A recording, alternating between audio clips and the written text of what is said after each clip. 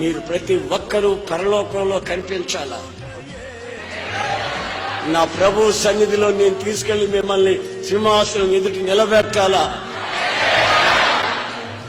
ఆ యొక్క ఆశతోనే నేను ఈ పరిచర్య చేస్తున్నాను. ఓపిక ఉన్నా లేకపోయినా,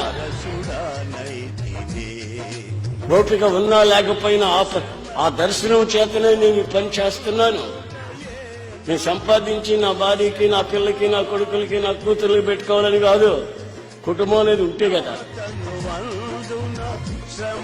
17 ఏళ్లప్పుడే ప్రభువుకి సమర్పించుకొని ఇల్లు వాకిలు వదిలిపెట్టి, ఆస్తిపాస్తులు వదిలిపెట్టి, బంధుత్వాన్ని వదిలిపెట్టి, కనీసం తల్లి చనిపోయినప్పుడు కూడా నేను లేను అక్కడ. ఎక్కడో సేవలో ఉన్నా.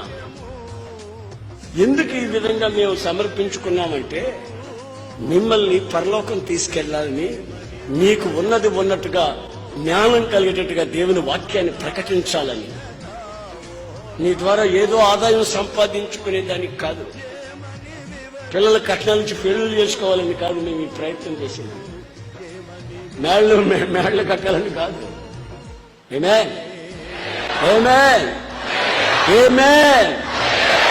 మీరు దేవుని కొరకిస్తున్న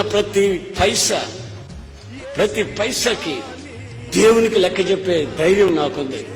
హ్యావ్ గుడ్ కాన్సెన్స్, మంచి మనస్సాక్షి నాకుంది. ప్రతి పైసా నేను ఎలా ఖర్చు పెడుతున్నాను. నేను ఎప్పుడూ అప్పుబడి ఉన్నానని చెప్పలేదు మీతో. నాకు ఫలానా అక్కడ ఉంది, మీరు సహాయం చేయండి, తలా కాస్త నేను చెప్పలేదు. ఎంత ఇస్తావమ్మా, నువ్వు ఎంత ఇస్తావు చెప్పు, రాసుకోండి. నువ్వు ఎంత ఇస్తావు అబ్రదర్, ఎంత ఇస్తావు, ఉద్యోగం చేస్తున్నాను 5,000 ఇస్తావు, 3,000 ఇస్తావు, అవన్నీ వీలేదు అప్పులు. ఆ ఎంత గంతి రాసుకో, నోట్బుక్ రాయరా, ఎంత ఇస్తాడు, ఆయన ఎంత ఇస్తాడు, ఆయన ఎంత ఇస్తాడు, అమ్మా అది చెప్పు ఎంత ఇస్తాడు. ఈ పని మనకు లేదు. డబ్బులు ఉంటే సేవ చేస్తాం, లేకపోతే స్తోత్రం అని గొంతు కోసం మేకలు గారుచుకుంటూ కూర్చుంటాం, దేవుని స్తుతించుకుంటూ. ఆమేన్, హల్లెలూయా.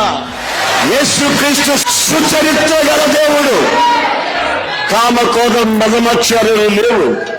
నడకలో కాని, పడకలో కాని, చూపులో కాని, వస్త్రధారణలో కాని పరిశుద్ధత మాత్రమే ప్రకటించిన వాడు. ఆయన పేరే నజరేయుడైన యేసు. పరిపూర్ణత చెందేదా.